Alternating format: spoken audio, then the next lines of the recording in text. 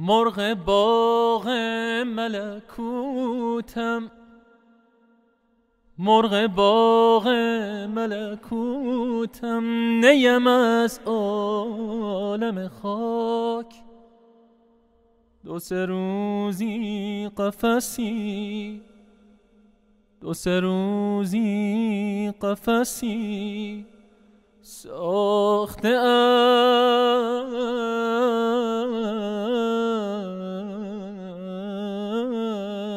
از بدنم.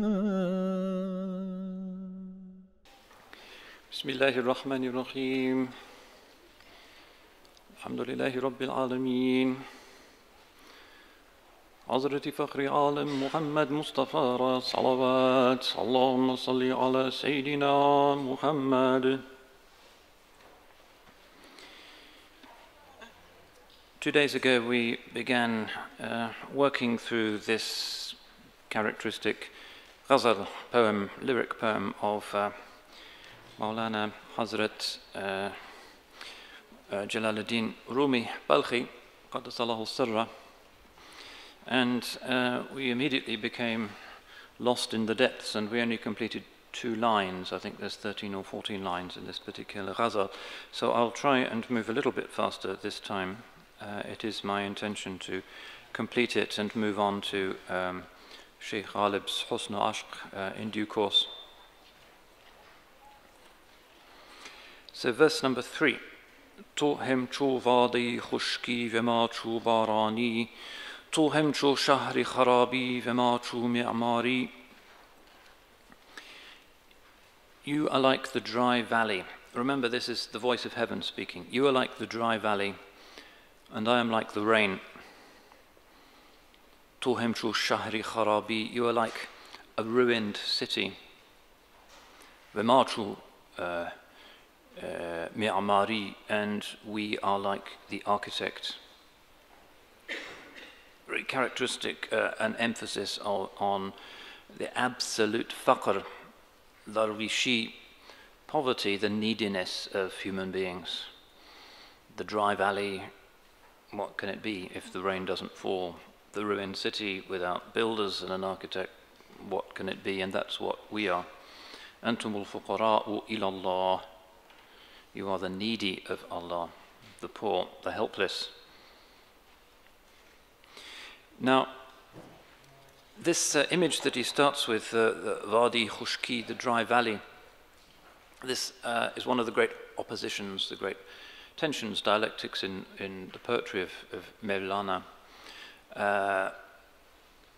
The dry and the wet, which again is Quranic, of course. أنزلنا من السماء ماء, and it comes up again and again, doesn't it? And it's a reminder of Al-Muhi. Allah is the source of life, but not just the source of our physical life. وَمِنَ الْمَاءِ خَلَقْنَا جَعَلْنَا كُلَّ شَيْءٍ حَيٍّ. From water we have created every living thing, but there is an inward meaning to this, which refers to the rain which comes upon the hearts. It's a good image because it shows how uncontrollable the process is. We can't make the rain fall any more than we can hope for salvation, or for Allah's rida, or for a karama, or to be born in a time of blessedness, or to have, there's so many things that we are indeed fuqara. What can we do? We hold our hands out, but the hands are empty. That's the whole point. When we make dua, we are showing Allah that our hands are empty. And that's the maqam al-faqr, the degree of helplessness. So dry, desiccated bones in need of this extraordinary thing that brings life. And in Mevlana's poetry, the body, the tan, is often compared to dust, because of course that's where it comes from. Minha khalaqnakum, fiha nu'idukum, minha nukhrijukum taratan ukhra. From it did we create you, to it shall we return you, from it shall we bring you out one more time. We have this close relationship to khaq, dust, clay. It's the nature of what we are. So that's what we are in ourselves. We will turn eventually to dry bones, rufat, dust again. And the rain represents ruh, spirit, rahmah, that which is enlivening, that which is indicative of being, of truth, of haqq, of meaning, of content, of reality. We had the bait yesterday in the other ghazal of Rumi, where he compares the spirit to raindrops falling upon the earth. Z'asimani tutu baran bebami alime khak. You came down like raindrops upon the khak. It's the same word, the dry, dusty roof of the world. In Central Asia and Anatolia, people would have flat roofs made of clay, and that's what we are. So, in a sense, we are the clay, but simultaneously we are also the drops, the water that comes upon the clay. So, what are we really? Are we this matter? Or are we the reality of ourselves? Or is it some very subtle, strange, constitutional mingling of the two? What is the mind-body relation? Well, philosophers stagger as they try to deal with that connection. But we know it's fundamental. And so if rain is our reality coming to the other dimension of our reality, quite often in Mevlana's poetry it is a symbol of the mediated mercy. So rain represents revelation. In some of his poems, Mevlana describes himself as the dry earth, and Shems is the rain that falls upon the dry earth and, of course, brings all manner of beautiful things, including the rose of divine recollection into play. So here's another example, just in the English from the Divan. When the clouds of your love rain down their incomparable pearls, 1,000 beautiful forms grow up from the heart and the spirit. Just as when rain comes down from heaven and stream, pool and limpid water are covered with tiny domes, that sometimes comes up, the image of water falling on the surface, rain falling on the surface of the water, and little bubbles. That's what we are. Mysterious. Is it real? How long does it last? That's our life. And then it disappears back into being, back into the unknowable, and more appear. So sometimes, again, in Mevlana's poetry, we find a comparison of the Holy Prophet to a cloud. The Arabs are like in the desert, suffering from darkness and ignorance, dryness, drought, and the Holy Prophet ﷺ is a jewel-carrying cloud, which in his poem stretches from Istanbul to India, shedding its gems over the hearts of the Muslims. This is often also identified with another of his polarities, which is that between suffering and healing, or between misfortune, difficulty, hardship on the one hand, and mercy on the other. He speaks of zahma and rahma. The world is full of hassle. What we crave is rahma, mercy, that which makes sense of it all and which gives us hope and shows us the meaning. And here again, one of his favorite images is the thunderstorm. And we'll see this, inshallah, when we look at the Husn o Ashq poem, that beauty and love are born in the middle of a thunderstorm. And that means a lot. Ancient Arabian imagery even. Everything is dry, maybe there's a dust storm. Suddenly, just when it seems like the end of time, there's an incredible thunderclap and the heavens open and there is the rain.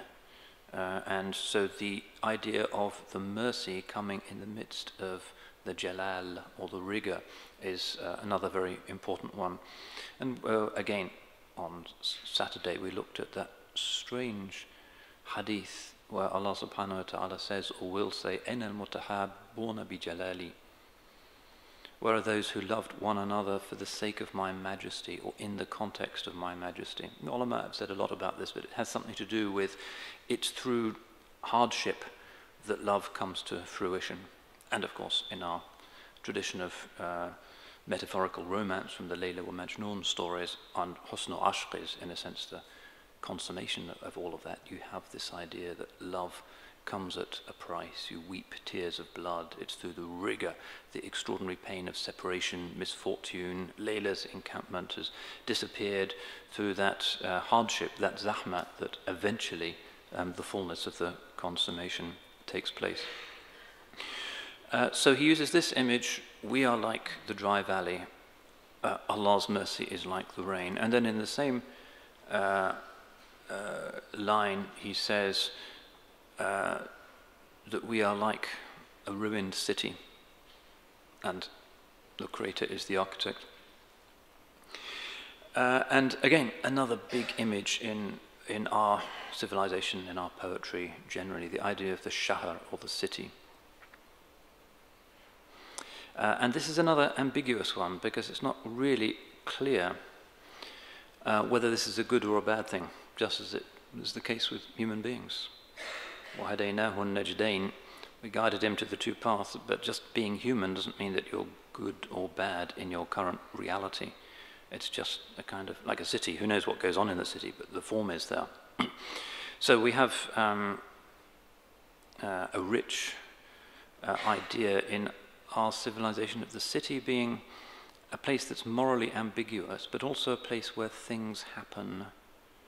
And we saw his image of the bazaar, the marketplace. A lot of marketplaces in Rumi, and it's not just the place where you expend the coins of your capital in order to, as it were, anticipate Allah's generosity in granting you salvation in eternity. Bazaar is a place where things are on display, where things are shown.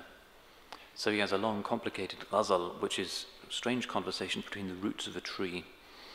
And the roots of the tree are saying, look at us, we're amazing, we go down and we do all of these things and we're perfectly formed, but nobody knows about us. Nobody can see what we are, and we aspire to our bazaar, which doesn't mean they want to be on sale in a market. It means a place of exposition, a place where they are to be seen. So a city is a place, a mazhar, a locus for the manifestation of different possibilities, specifically human possibilities. A city is a human entity. So the famous poem of Hacı Bayram Veli, who is the patron saint, if you like, of the city of Ankara, Çalabım bir şar yaratmış, iki cihan arasında, bakacak didar görünür, ol şehrin kinaresinde. My Lord has created a city between two worlds.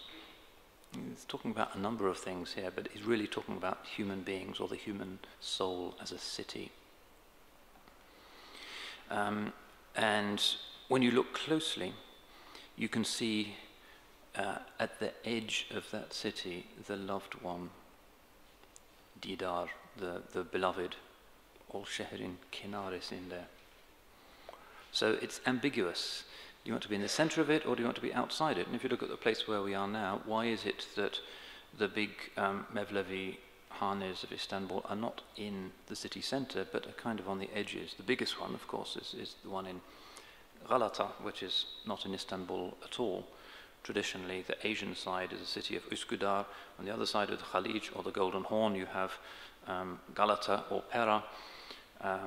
And this side is Istanbul. But we're outside the city's gate, so we're not in Istanbul here, we're outside, as in Hacı Bayram's poem. And the Sultan, when he came, would ceremonially leave the city. There was a special ceremony for him leaving the city gates, and he would come to the gate, sit up there to watch the dhikr, the sama'. And the reason why they did this was to get away from the disturbances, the worldliness of the city. An ambiguous place of vice. So here's a little poem that I like. Kim ki İstanbul içre tevbe edip dirse bir dahi içmezem sahba, i'timad elemen sezmi anan Galata ihtimale var zira. The great ambiguity of Istanbul's traditional geography was, there's all kinds of, like for instance, if you were a woman and you'd had an argument with your husband and you went off in a huff, you'd go to Üsküdar, over the sea until he'd seen reason, then you'd come back again. Lots of sort of stories about that. Mother-in-law is always in Üsküdar. But on the other side of the Golden Horn, you have the Europeans, you have the Christians, you have the Greeks, the Armenians, the Italians. So you have alcohol. no alcohol in this part of town, but there's alcohol over there. So in this poem he's saying, watch out for the one who says, I made my tawbah in Istanbul, because Galata is not so very far away.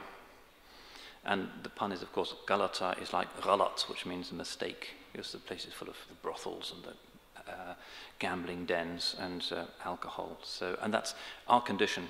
We can repent in this wonderful place, but there's always the possibility of backsliding. So that's the ambiguity of the city in this.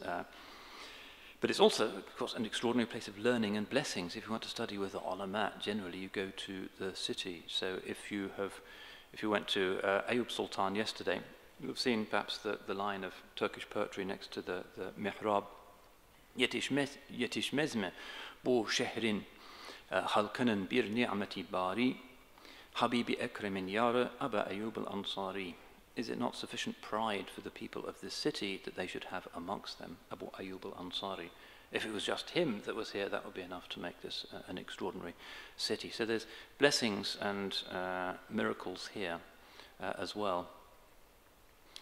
Lots of poems from the ulama about Istanbul. İlm ile marifete cai kabul olmaz illa ki eğer İstanbul mevlidi menşei eshabi himem terbiyethane esnaf-ı ümem ne kadar varsa eshabi kemal hep İstanbul'da bulur istiklal. So on. They're always going on about this. Sometimes poems written to kind of boast of the fact that they've got big jobs in the big madrasas in the cities where their sort of younger brothers are off in some little town in Anatolia or Bosnia. So,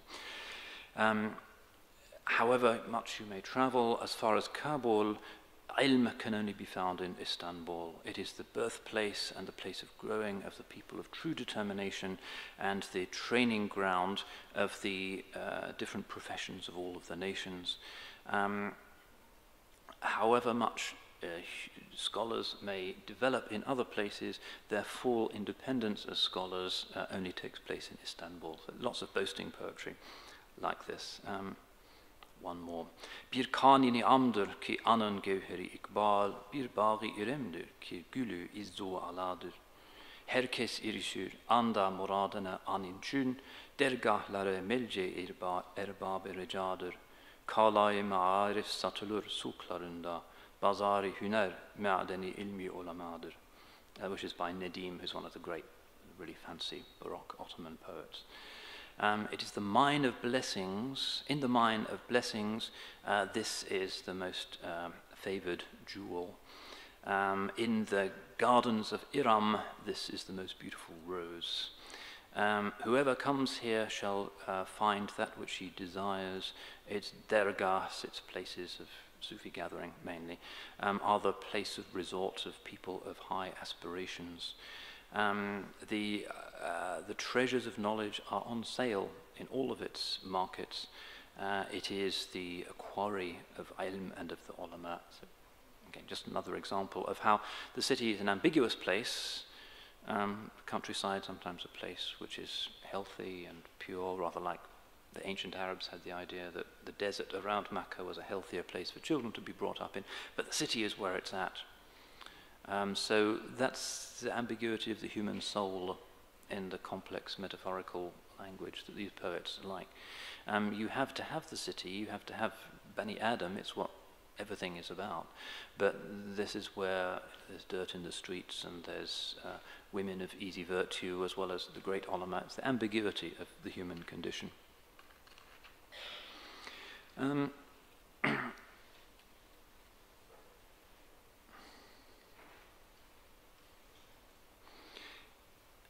Okay, enough Ottoman poems. Let's go back to the ghazal. Verse number 4. بغير خدمة ما كمشارق شادیست نادید خلق و نبیناد زشادی آثاری. So again, this is the voice of heaven. Apart from serving me, khidmet ma, which is the rising places of joy, mashariq shadist, people have never seen and never will see any sign of joy. Again, characteristic of Mevlana. You're looking for happiness, you pursuers of dunya, you're on the wrong track. The true joy is to be found here. And this is again Quranic. وَمَنْ أَعْرَضَ عَنْ ذِكْرِي فَإِنَّ لَهُ مَعِيشَةً ضَنْكًا وَنَحْشُرُهُ يَوْمَ الْقِيَامَةِ أَعْمَى. Whoever turns away from remembering me shall have a kind of miserable, sorry life, and will be resurrected on the last day blind. So, khidmati ma, serving Allah, is mashariqi shadist, is the rising places of joy. It's a powerful image. The sun will rise, something extraordinary will happen through this khidmah. Serve Allah and something extraordinary will happen, but there's different kinds of, that's why he's saying mashariq, not just one place. There's not one possible outcome of a sacrifice that you make for Allah subhanahu wa ta'ala. There's a range of different possibilities. And of course, in the Quran, again, you have this idea of the Easts and the Wests. Rabbul Mashariqi wal Magharib. Fala uqsimu bi Rabbil Mashariqi wal Magharibi. I swear by the Lord of the Easts and the Wests, because at different times of year the sun rises at a different point in the horizon. So the Mashriq, the rising place, wonderful symbol of the appearance of the divine light. It's not one Mashriq, but there's a variety of them. Don't think that there's only one type of spiritual wayfaring. Allah subhanahu wa ta'ala has different patterns of self-manifestation. So this is bekhidmati ma, through serving me. That's what makes the sun rise in this image, or it is the sun rises consequently upon that. How can we serve him? Well, this is just another way of talking about ibadah. In some religions they talk about divine service when they talk about worship. وَمَا خَلَقْتُ الْجِنَّ وَالْإِنسَ إِلَّا لِيَعْبُدُونَ. I've created jinn and men only to worship me. That's what we're here for. Everything else is kind of misunderstanding, just passing the time of day. Not so smart, given that our lives always diminish and never increase. The story of Junayd al-Baghdadi, who heard a ice seller on the streets of Baghdad saying, I can't remember the Arabic, "Help the one whose capital is diminishing." And he faints because he realizes that's the state of us all, our lives constantly getting less. So with that capital, what can we do? Again, it's the naqtit, or the coinage with which we trade, in order to have some possibility of profit in this bazaar, the place where things are on display. Now, these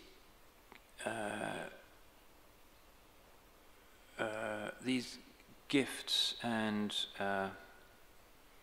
that Allah subhanahu wa ta'ala has given us, which lead to different kinds of joy, are distractions if the joy that we find in our professions and in our chosen way of life is not an expression of, or a derivation of, or leads on to that true shadi, that true happiness. So if you're looking to sanctify your vocation as a medic or a lawyer or whatever it might be, see if you can link somehow, this is where inner reflection is helpful, see if you can link the satisfaction that you get from that job, not to the ego's desire to be praised by colleagues or to be in line for promotion or just to feel satisfied that you've written the report well, but instead to link it to the higher happiness, to make it an expression of the dhikrullah subhanahu wa ta'ala. That's very important for Muslims working in the busy modern workplace, because historically most people who are in the workplace belonged to guilds, and the guilds were sacred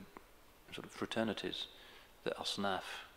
If you were in Istanbul a couple of hundred years ago and you wanted to learn anything, bricklayer or tasbih maker or whatever it might be, you would join a guild before you're allowed to do anything. And the guild's degrees, 7-year initiation, involved spiritual practices connecting that guild to a particular type of symbolism. We've lost that nowadays. They just don't tell you the symbolism of anything when you go to a modern university. It's just mechanical inculcation of information. It's important for us, when we find joy in what we do, to turn that into, or to find ways of connecting that to the joy that we find in the dhikr of Allah subhanahu wa ta'ala. Otherwise it's in opposition to our religious life, in which case it just swings and roundabouts. We pray and we're happy with the dhikrullah, and then it's back to the operating theatre or whatever it might be, and we go down again. It shouldn't be like that. It should be a continuum of going up. Of course, the nature of things is that we have ups and downs, but the net movement should be upwards. Otherwise, we'll end up feeling disconsolate. So in his prose work, the Fihi Ma Fihi, Rumi says this: in man there is a love, a pain, an itch, and a desire such that if 100,000 worlds were to become his property, he would still gain no rest or ease. These people occupy themselves thoroughly with every kind of craft, skill, and position. They learn astronomy, medicine, and other things, but they do not find peace of mind, because their goal has not been attained. After all, the beloved is called heart's ease, since the heart finds ease through him. So how could it find ease and peace truly through others? All these entertainments and goals are like a ladder. Since the rungs of a ladder are no place to take up residence, but exist only so that you can pass on, happy is he who quickly comes to himself and to awareness. Then the long road becomes short, and he does not waste his life on the ladder's rungs. And here the idea in Rumi of happiness, of really doing something that is purposive, that has an end, that isn't just the golden handshake and then the retirement and then the care home, but is moving up towards something extraordinary, the true happiness, rather than the anxiety of the person who thinks that even after all of these little drip-fed increments of esteem in the modern workplace, eventually it's all for nothing. But instead, the one who genuinely has a sense that he's going somewhere and has a little foretaste of that destination in the garden of his own dhikr, that he starts to taste what the Qur'an speaks of as wilaya. And the Qur'an does speak of wilaya in terms of happiness. Sa'ada in our vocabulary is another way of saying salvation. In fact, we don't really say salvation very much unless we're in Ibn Sina's tradition. We speak of najat. But really, sa'ada is salvation. Happiness is salvation. Shaqawa is damnation. And another way of putting it is that happiness means closeness. Closeness to reality is what gives us happiness. Distance from reality is what makes us stressed out and agitated. And the Qur'an speaks of this in terms of Ala inna awliya Allahi la khawfun alayhim wa la hum yahzanun. The wali is the one who is close, and no fear is upon them, neither shall they grieve. In other words, they're pretty happy. Despite all of the stuff that is dumped on them, they're happy. They are the true joyful ones, and that is how they have these apparently miraculous reservoirs of energy, just from happiness. It's like the happiness of the child on the beach that runs from dawn until dusk, and you've no idea how the energy is possible, but the child is just so happy to be there that it's just the happiness generates that energy, and that simple, fitri, spontaneous happiness is connected to the happiness of the true believer who is energized. And if you're going to understand the extraordinary accomplishments of the Sahaba, radiallahu anhum, think about them as representatives of what the Turks call the Asri Sa'adat, the age of happiness. Their victories, their energy, their transforming of the world came from that extraordinary dynamism called human happiness. And that is, in the Mevlevi tradition in particular, the reason why they turn. Rumi was so delighted with his Lord that he stood and he turned, according to the story outside the goldsmith shop. He heard the tinkling of the goldsmith's hammer on the gold, and it just reminded him of the name of his Lord, Allah, Allah, Allah. And he stood up in the market and started to turn. That's joy. And we don't have enough of that joy, I think, in our communities nowadays. We have the kind of zahma, agitation, lack of it. And that's just because of the weakness of our connection to the one who continues to be al-Qarib. But Allah subhanahu wa ta'ala has told us to look at the world, and we can find it in that. We can find it in nature, the deep joyful stillness that comes through the contemplation of Allah's signs. Sheikh Sa'di says, "Be jihani khurram as anom ke jihan khurram as ust." I am delighted in this world because this world is delighted in him. The happiness that the world displays, the joy of the flower, of the beauty of young people, the delight of children, the joy that is intrinsic in the nature of the world. We are in this place between the tombs of Sayyid Nizam and Merkez Effendi. This whole district is called Merkez Effendi. We might talk a little bit more about them later on. Merkez Effendi is a very, very popular mazar, and you should walk just up the road, and it's the brick minaret that you can see from outside. It's an extraordinary place. Merkez Effendi lived in the early 16th century, in the time of Kanuni Sultan Suleiman, and his sheikh was Sunbul Effendi. Merkez Effendi was a fairly ragged, rather unremarkable dervish, but he loved his sheikh. And the sheikh, Sunbul Effendi, was getting old and wanted to designate a successor, somebody who will take over the place where they would sit, the post nishin, somebody sitting on the sheepskin, which is the sign of the sheikh's position in the Turkish tradition. Of course, the murids all really wanted to know who's going to be in charge. Will it be me? Will it be him who's in charge of me? It was a big thing as the sheikh grew old, and the sheikh announced, "Today I will decide. I want all of my murids to go out into Istanbul and to the gardens around here and to bring back to me the most beautiful flower that they can find." And the murids all look at each other, but they all go out, and in the end of the day, they come back, and one of them has found the most incredible blue tulip and places it at the feet of Sunbul Effendi. And another one has found this incredible narcissus, and nobody's ever seen anything like it. But Merkez Effendi, the little dusty murid, isn't there, and eventually he comes just before the azan for Maghrib, and he brings a dead flower, a dead rose, and he puts it in front of his sheikh. And everybody says, "What's that?" And Sunbul Sinan says, "What is this?" And he said, "Oh my sheikh, I went out into Allah's world, and I saw all of the flowers making tasbih, praising their Lord, and I was ashamed to stop them. Then I found one that had stopped its tasbih, so I brought that one." So of course, he became the sheikh, Merkez Effendi, and is loved right next door by the people of Istanbul to this day. So this khurram, the delight that the world has in its Lord, which is a very Quranic doctrine, is something that is very essential to Rumi's prescription of how we ourselves can find happiness. Just be that happy human part of Allah's happy world. Verse 5. هزار صورتی جنبان به خواب میبینی چو خواب رفت نبینی ز خلق دیاری. به خواب میبینی, in your sleep you see 1,000 jumbled or shifting images.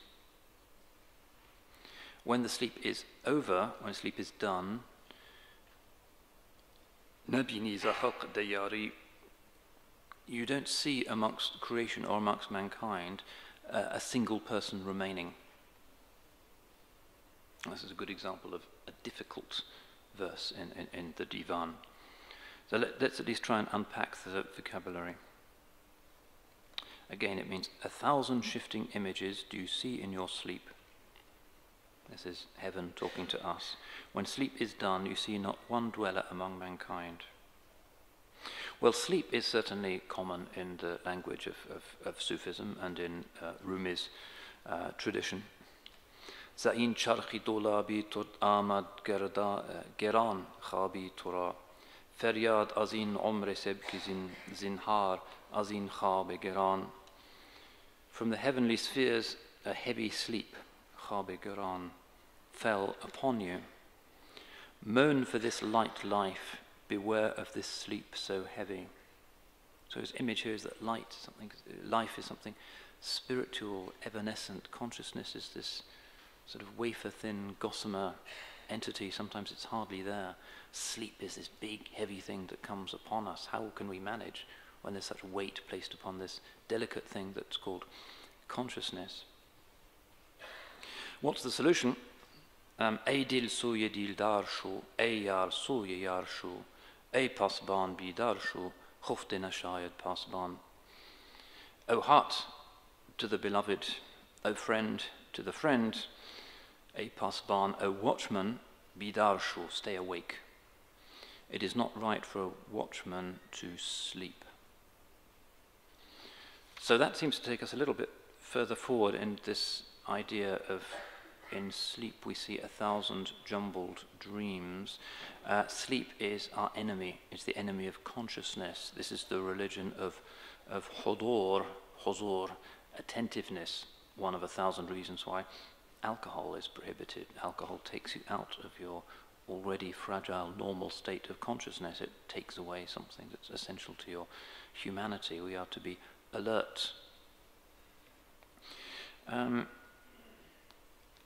I can't resist, since I have a captive audience, actually reciting in one of the Turkish modes a little bit of another ghazal from the Divan Shamsi Tabriz.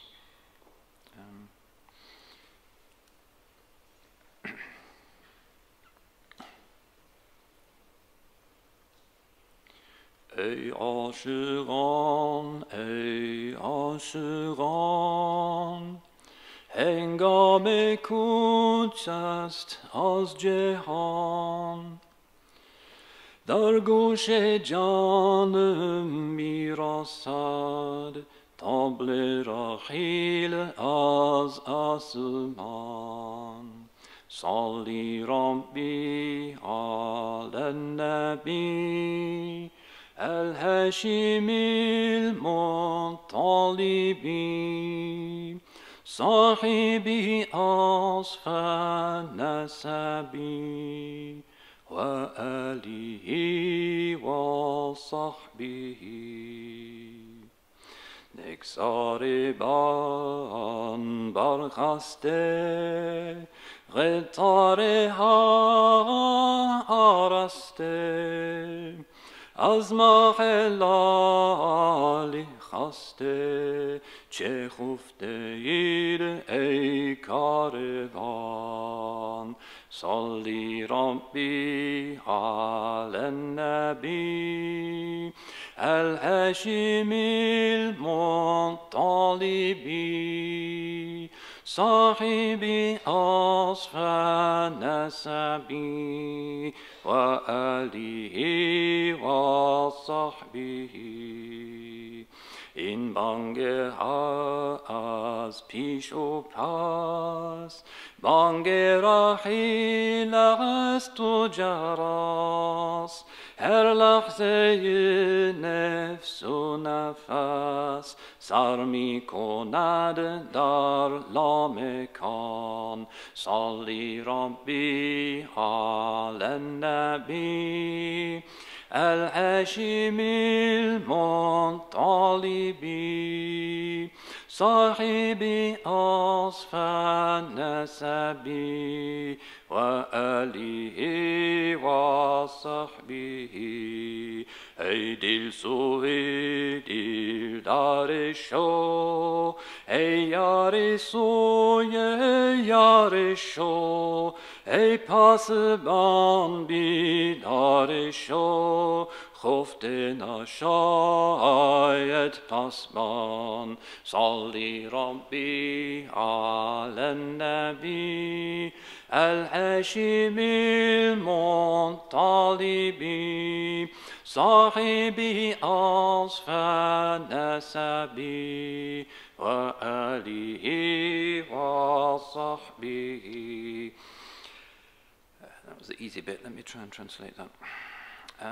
The tune, incidentally, is by Ali Ufri, who was a Polish Muslim who was captured in the Crimea in the 17th century.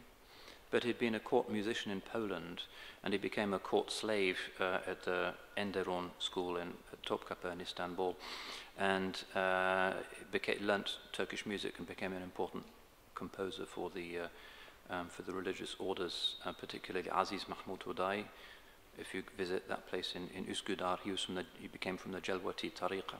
And he's interesting, one of the great innovative Ottomans. Ali Ufki was the first one ever to derive a notation for Islamic music. He actually wrote it down, which is difficult because Islamic music doesn't just have 12 semitones in the octave like Western music, but it has more subtle gradations, quarter tones, microtones. It doesn't have harmonies, perhaps as a result of that, but it has these extraordinary 200 or 300 modal systems, and many of the sheikhs buried here were masters of that modal system. So Ali Ufki, an important figure, with his Majmu'a-i Saz-u Söz, which means the anthology of words and music, which still exists. We have a copy in the British Library in London, and the music from that era is hence, as a result, accessible to us. And there is a number of groups here in Istanbul who have recreated the music that he was composing. Anyway, that's one of his tunes. So, what does it mean? Ey aşiqan, ey aşiqan. This is about the metaphor of sleep. How do we wake up? Well, ey aşiqan, O lovers, O lovers.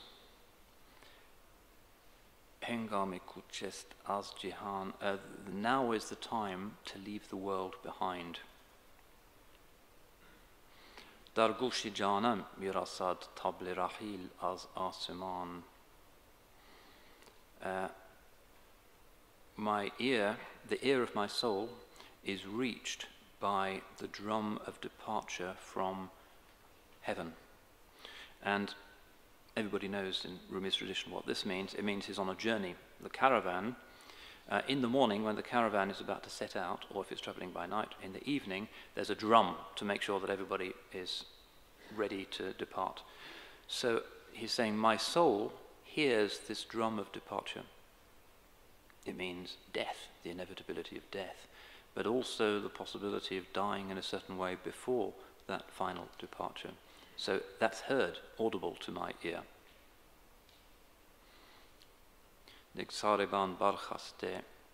The leader of the caravan, Sareban, or the camel driver, has stood up and he has made the line of animals straight.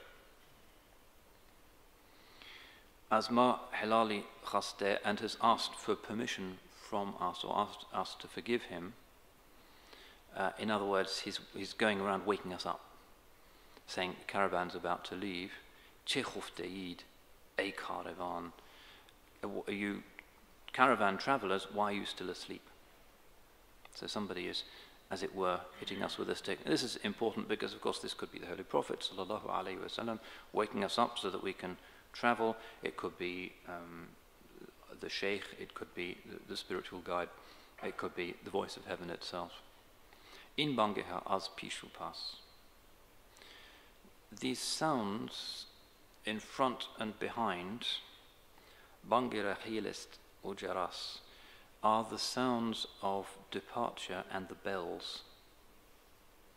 So he's talking, I don't know if he's talking about the caravan driver making the noises, or just everything that you hear in the world is like the bells which indicate that the caravan is moving on. That's how you should use your gushe-jan, the ear of your soul. Everything that you hear is telling you this is all passing away.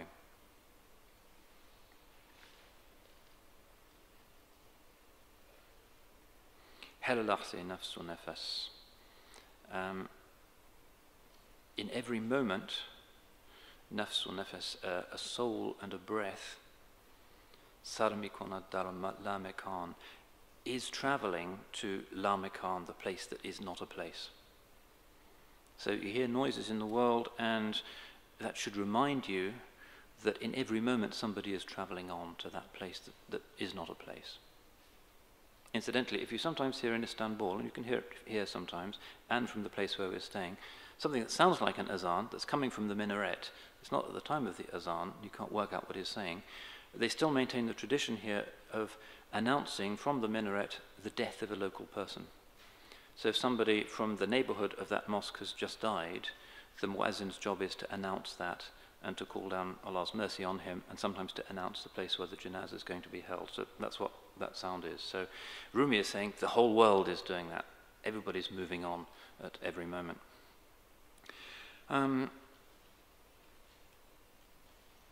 Okay, so then he talks a bit about the dangers of this sleep. And then, Ey dil soye dildar sho, O soul, seek the one who ravishes the soul. Ey yar soye yar sho, O friend, go to the friend. Ey pasban bidar sho, O watchman, wake up, be wakeful. It's not right for a watchman to fall asleep. That takes us back to the point that Rumi is making in this particular ghazal.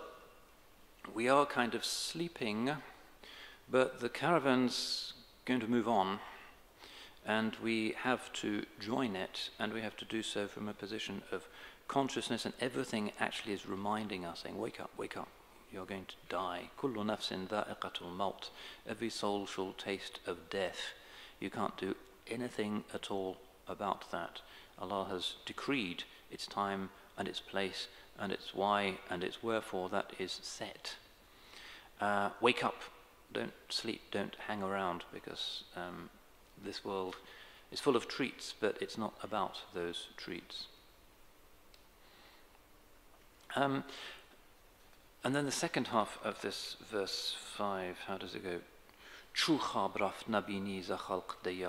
When the sleep is gone, you don't see anybody amongst humanity.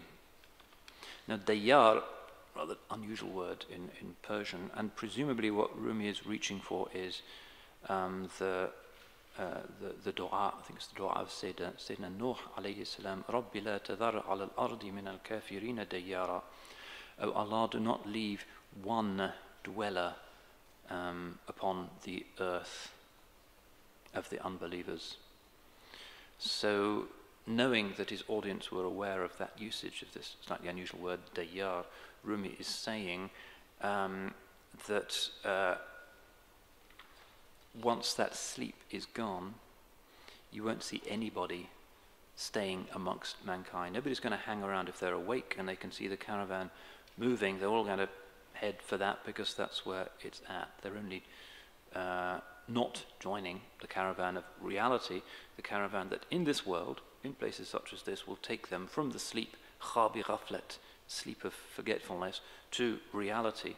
The only reason why they're not joining that precious caravan from dream to truth is because they're in sleep, so you need the man with the stick to wake them up. Verse number 6. Biban cheshmi kaj ve bargoshaye cheshmi khirad ke nefs hemchu khar uftad ve hirs afsari. Biban cheshmi kaj. Close your wall eye. Some people have an eye that's not focused, that's not in the right direction. Close it and open cheshmi khirad, the eye of wisdom. And again, this is about the idea of waking up. Bidar shodan. Kenafs hemchu khar uftad. Because the lower self, the nafs, is like a donkey. Wahirs afsari, and its desire is its nose bag. Classic Rumi image. The nafs is like a donkey, and it just wants to move from mouthful to mouthful, pleasure to pleasure. It's just a donkey. And the desire, the shahwa, hawa, is something that's like attached to it, a nose bag, and that's the state of modern man, really. The function of modern civilization seems to be just to give people bigger and bigger nose bags. That's all it is, but there's no final telos, no final point to people's lives.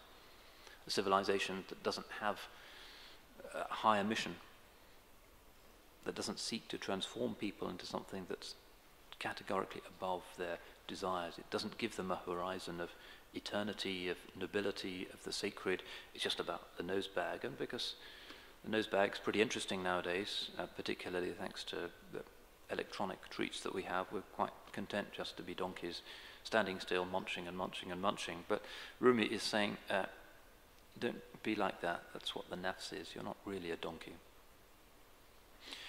So we have to close the crooked eye and open the eye of wisdom. And again, the eye, cheshm, ayn, fundamental in our literature. And this is Quranic as well. He's not talking about the eye that is one of the panj khawas, one of the 5 senses. He's talking about the inner eye, inna sam'a wal basara wal fu'ada. The Quran says that hearing and the eyes and the eyesight and the heart as an instrument of perception, cheshmi dil, or here cheshmi khirad, the eye of wisdom. So Rumi says, this is in translation, though the lover has sniffed the musk in remembrance of me, that's like hearing the drum of the caravan drover. Only a beginner on the path wanders around like a child saying, where? That's the beginning religionist. He hears the tabl rahil as asuman, the drum of departure from heaven. He's not used to looking up, because donkeys don't look up. He's saying, where is this?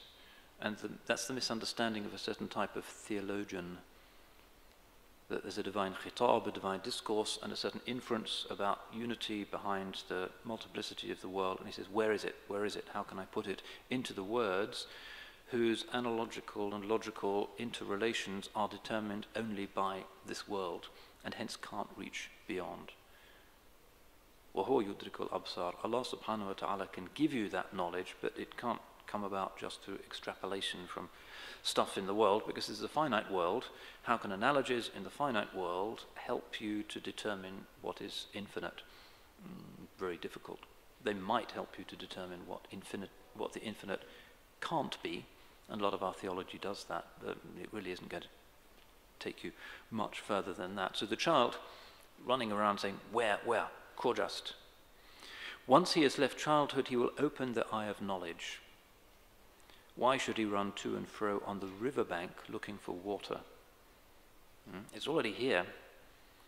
We're right next to this Denizin Kinara, the side of the sea. We're there, but we don't see it because we're asking the wrong kind of questions.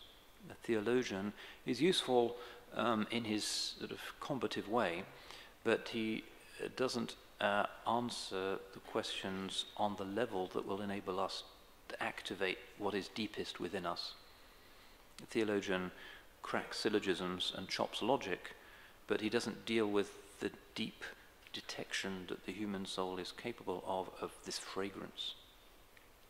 The fragrance of the heart, Buyadil, the fragrance of the heart of the Holy Prophet sallallahu alaihi wasallam, which transformed the rough Arabs, not syllogisms and logic chopping and philosophical abstractions, but the fragrance of the prophetic heart was what they breathed, and they detected another world. The theologian doesn't do that, and that's why it's indispensable to have another path to knowledge that doesn't replace it, but certainly can take you further. It can be protected by it. The theology can protect you from when you're in an ecstatic state saying who knows what. But it isn't itself the engine that will take you beyond what is finite, because it traffics in words which are part of the finite world. So you need to go beyond the state of the child, running around saying, where? It's like that slightly dubious joke about the 2 children, naughty children in Maktab in Pakistan, and they have a really strict teacher with a stick. And one day they come to the teacher with the stick, and he's really angry because they've been playing truant. And the teacher says to them, "Where is Allah?" And they look at him totally terrified. And then they start crying, and they run back to their mother, and they say, "Oh, mother, I think we're really in trouble now. They've lost Allah." That's not the question. Rumi is here saying the child runs around saying, Khojast, where is God? That's using the wrong kind of language. That's the kind of atheist, radical misunderstanding of what religion is doing. Religion is using a level of consciousness and communication and transformation that is beneath, deeper than the level of speech.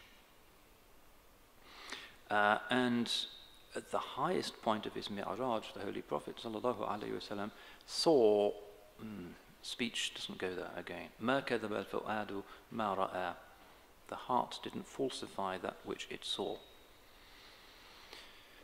We'd like to be told in those verses in Surah An-Najm what he saw. What did he see, sallallahu alayhi wasallam?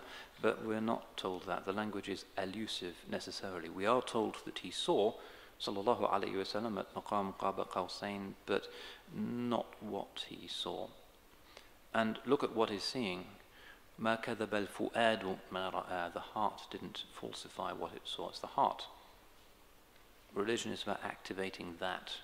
And the mind is fine, the body is necessary, but the heart is really that which enshrines the ruh, which is that part of us to which the angels can justly bow, which is what can take us up to these extraordinary degrees. But we are, unfortunately, not people of the Mi'raj. We're not even the Buraq. We are like donkeys, most of us, occasionally thinking a little bit in our ibadah, but most of the time it's just about when is the next pleasure coming, what does he think about me, what might I do to get that job, just chatter and following the nose bag. Part of Rumi's image is the idea of the donkey that is turning a mill wheel, and the donkey is blindfolded, and his halter is tied to the arm of the mill wheel, and he's got this nose bag with something in it, and he just goes round and round and round and round and round, but he's interested in what's in the nose bag, so he doesn't really notice that this is not perhaps the best way he could be spending his days. That's the image Rumi likes to use of human beings. And often a modern career is exactly that. They take you at the age of 24 or 25, and they slot you into their hugely efficient machine, and they give you something sweet, a bit of treacle perhaps in your barley, and you go round and round and round every year. I'm an academic, I do that, and every year it's the same, round and round and round. And then you retire and you're kind of clapped out, and they get another donkey, and that's all it's about. Rumi is saying, don't be like that. Of course, shoulder to the wheel and help society. This is not a tradition of monks, but still, don't be only that. Whatever you do, don't be only that. The afsar is not what the dunya is for, the nose bag. And there's a pun here in this poem. Afsar and asfar. Some people are created for journeys, asfar. Other people seem to be created just for the nose bag, afsar. And we have to decide whether we want to be travellers to spread our wings, or whether we're just happy going round and round. How long have I got? Who's in charge here? 3 minutes. I don't think I can do number 7 now. Let me...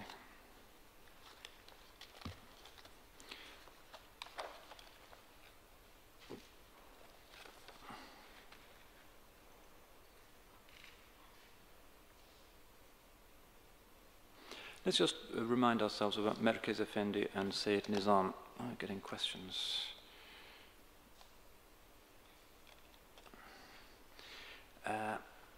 We are here, and this is one reason why Malkoç Pasha, I think, determined on this place for the tekke, between strategically 2 of the great places of Istanbul, Sayyid Nizam just to the south and Merkez Effendi just to the north. They were contemporaries and they were friends, and indeed Sayyid Nizam's janazah was led by Merkez Effendi. Merkez Effendi, you'll remember, is the one who brought his teacher the dead flower and became the sheikh.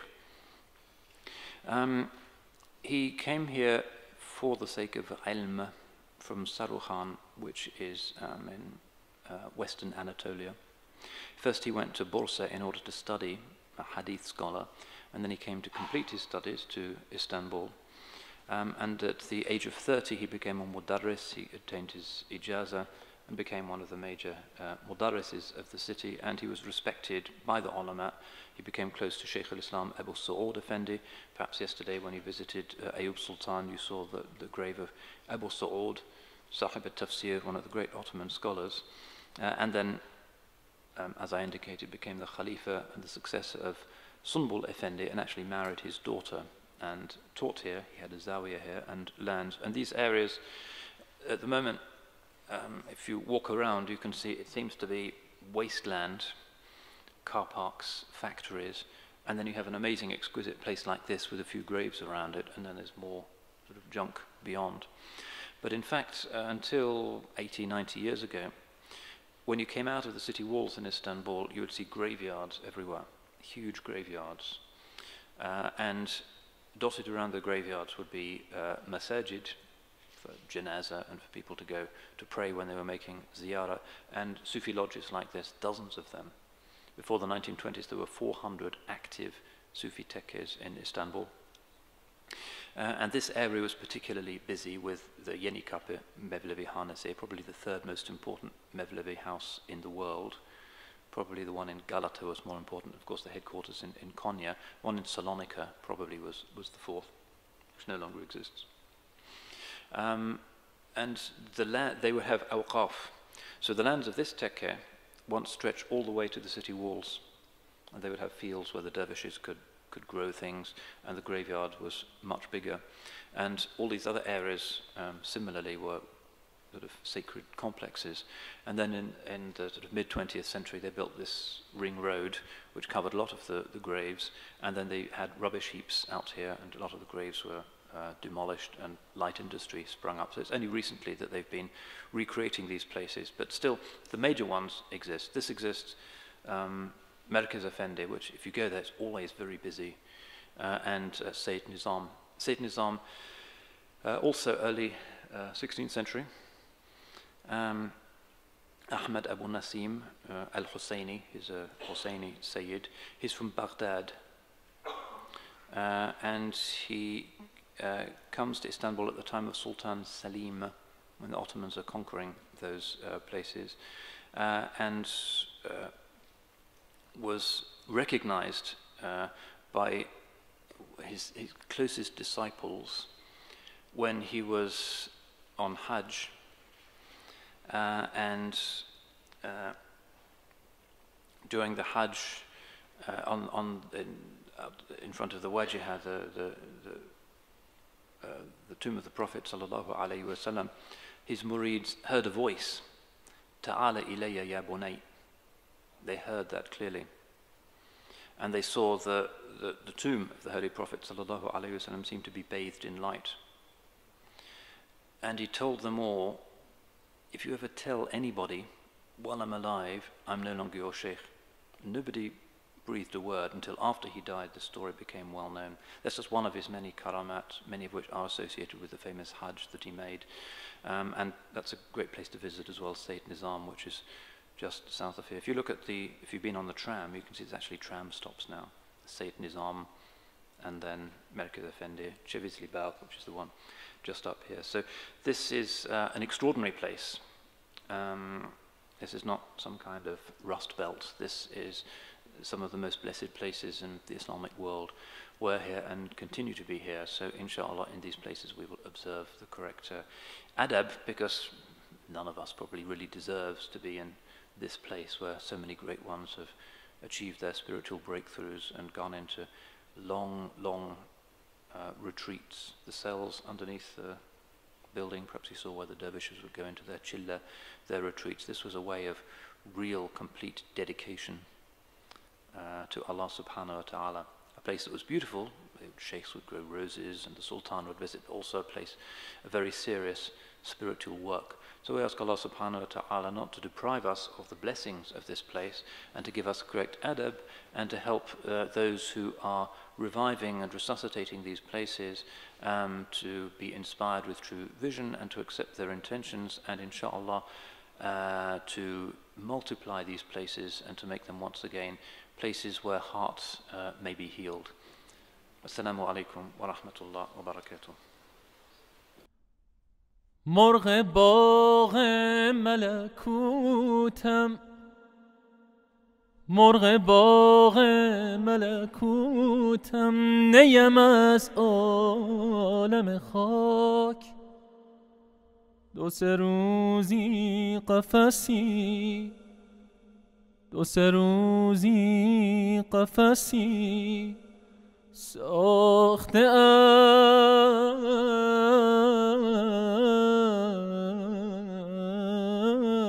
اند از بدنم.